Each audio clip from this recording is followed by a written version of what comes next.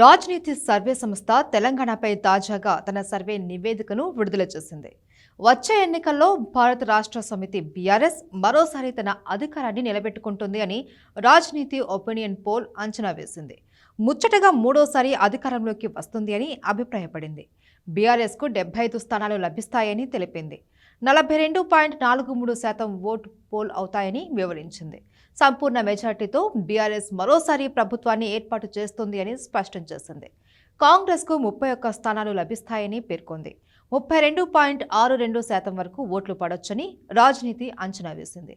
దీని ప్రకారం చూస్తే తెలంగాణలో మరోసారి హస్తం పార్టీకి పరాభవం తప్పకపోవచ్చు.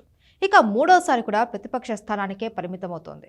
గతంతో పోల్చుకుంటే అసెంబ్లీలో తన బలాన్ని పెంచుకోగలుగుతుంది. ఇక భారతీయ జనతా పార్టీకి చెందిన అభ్యర్థులు 5 నియోజకవర్గాల్లో మాత్రమే గెలుస్తారు అని రాజ్నీతి ఒపీనియన్ పోల్ తెలిపింది. 16.71% ఓట్లు పడతాయి. ఇక ఎంఐఎంకు 7 సీట్లు దక్కుతాయి. ఇతరులు 1 స్థానంలో గెలిచే అవకాశం ఉంది.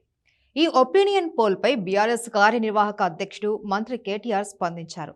దీన్ని ఆయన స్వాగతించారు. జై తెలంగాణ అంటూ నినదించారు. #తెలంగాణ విత్ కేసీఆర్ అనే #ను జత చేశారు. మరోసారి అధికారంలోకి వస్తామనే ధీమాను ఆయన వ్యక్తం చేశారు.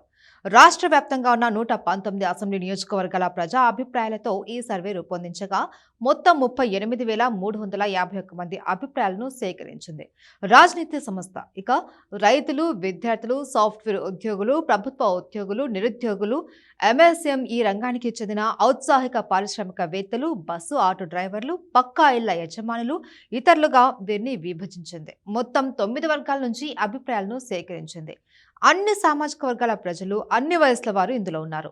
వీటన్నింటినీ క్రీడీకరించి ఈ నివేదికను తయారు చేసింది.